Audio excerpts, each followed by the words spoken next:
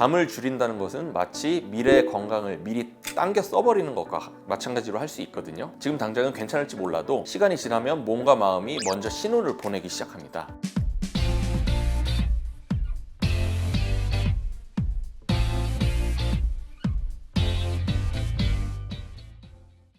안녕하세요. 형인제한의원의 이지승 원장입니다. 기네스북에 가장 오랫동안 잠들지 않은 기록을 가진 랜디 가드너라는 사람이 있습니다. 그는 도전에서 무려 11일 동안 잠을 자지 않았는데요. 그리고 그 결과는 충격적이었습니다. 48시간이 지나자 그는 짜증을 내기 시작했고 4일째에는 환각 증세가 나타나기 시작했고요. 5일째가 되자 단기 기억이 완전히 붕괴되었고 기본적인 사고조차 어려워졌습니다. 그렇다면 우리도 잠을 조금만 부족하게 자도 우리 몸이 이런 영향을 받을 수 있을까요? 네, 그렇습니다. 그래서 오늘은 잠을 못 자면 우리 몸에서 생기는 일에 대해서 과학적으로 한번 알아보겠습니다. 수면 부족은 우리의 뇌나 신체, 노화 등에 직접적인 영향을 미치는데요. 먼저 뇌에 미치는 영향을 알아보겠습니다. 수면이 부족해지면 집중력과 기억력 저하가 오는데요. 하버드대의 연구에 따르면 단 24시간만 잠을 자지 않아도 뇌의 인지 기능이 40%나 감소된다고 밝히고 있습니다. 또 감정 조절 기능이 약화되는데요. 우리 뇌에는 감정 조절의 핵심적인 역할을 하는 편도체라는 곳이 있는데요. 수면이 부족하게 되면 이 편도체를 과민하게 만들어서 불안이라든지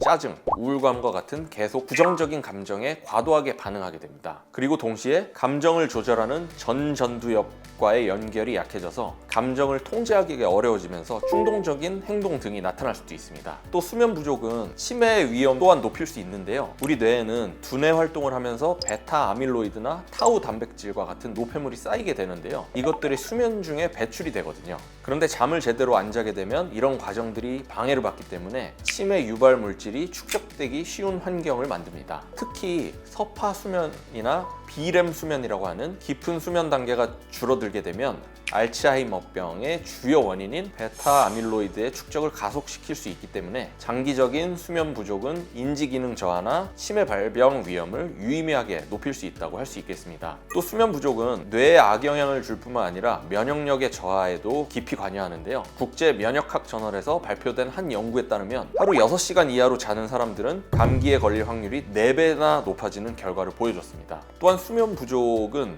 비만과 당뇨의 위험도 증가시킵니다. 수면이 부족하게 되면 렙틴, 포만감 호르몬을 감소시키고 그렐린, 식욕을 촉진하는 호르몬을 증가시키기 때문에 폭식을 유발할 수 있기 때문입니다. 그리고 수면 부족은 심장에도 부정적인 영향을 미치는데요. 7시간 미만의 수면이 계속된다면 심장벽의 두께가 증가하게 되고 좌심실이 비대해질 위험성을 높여서 심혈관 질환의 위험을 증가시키게 됩니다. 또 수면이 불량하게 되면 혈압이 상승한다든지 스트레스 호르몬 증가를 유발시켜서 심장 건강에 또한 해롭게 되겠죠. 그리고 잠이 부족하면 우리 몸의 노화 속도도 빨라지게 됩니다. 왜냐하면 우리 몸은 잘 때 손상된 세포를 재생시키거든요. 가장 대표적인 예로 전날 밤새면 피부가 대번에 푸석푸석해지는 걸 느낄 수 있는데요. 피부 세포가 밤에 잘 때 가장 활발하게 재생이 되는데 이 과정을 방해하게 되면서 피부 탄력이 줄어들게 되는 것이죠. 피부뿐만 아니라 수면 부족은 남성 호르몬으로 잘 알려진 테스토스테론이라든지 성장 호르몬의 분비를 감소시키면서 근육 생성이나 회복을 방해해서 신체의 노화를 보다 촉진시키게 됩니다.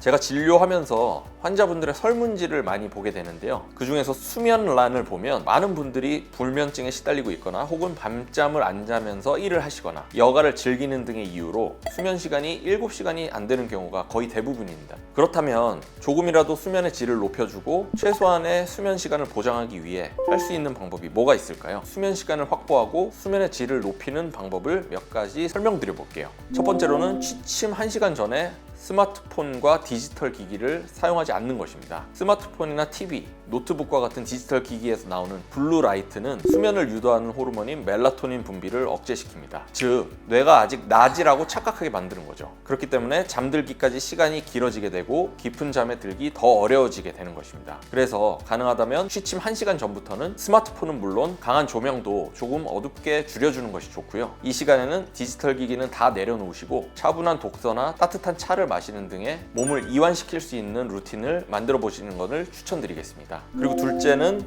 규칙적인 수면 패턴을 유지하는 것입니다.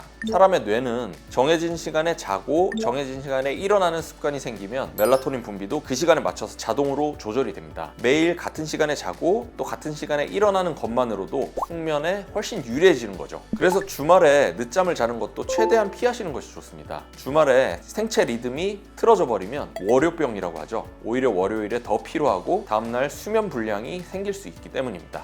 세 번째로는 카페인과 알코올 섭취를 줄이는 것입니다. 카페인은 섭취 후에 최대 6시간 이상 각성 효과가 유지됩니다. 그래서 오후 2, 3시 이후에는 커피나 녹차 그리고 에너지 드링크와 같은 카페인이 함유된 음료 섭취는 피하시는 게 좋습니다. 그리고 흔히 술 한잔 하면 잘 자요 이런 분들 많으실 텐데요. 이것은 알코올성 치매로 가는 지름길입니다. 술 먹고 잠을 잘 자는 것은 알코올에 의존을 하게 되는 건데요. 사실 알코올을 섭취하게 되면 우리 몸에서 깊은 수면이 방해가 되고 오히려 밤중에 더 잘 깨게 만들거든요. 그래서 수면 중에 음주하는 습관은 장기적으로 보게 되면 오히려 수면의 질을 떨어뜨리게 되고 뇌 건강에도 좋지 않기 때문에 주의가 필요합니다. 그리고 네 번째로는 자기 전에 간단한 명상이나 스트레칭을 하는 것입니다. 잠들기 전에 몸과 마음을 이완시키는 루틴을 만들게 되면 우리 몸의 자율신경, 교감신경이 진정이 되고 부교감신경이 활성화되면서 자연스럽게 졸음이 유도됩니다. 그래서 간단한 복식 호흡이라든지 짧은 명상 그리고 가벼운 요가나 스트레칭과 같이 심박수를 낮춰주고 긴장을 풀어주는 연습을 한번 해보세요. 이렇게 하면 하루 동안 쌓인 스트레스를 정리를 하고 감정을 안정시켜주는데 큰 도움이 될 수 있습니다. 참 다행인 것은 진료하다 보면 최근에는 수면의 소중함을 깨닫는 분들이 점점 많아지고 있다는 건데요. 잠을 줄인다는 것은 마치 미래의 건강을 미리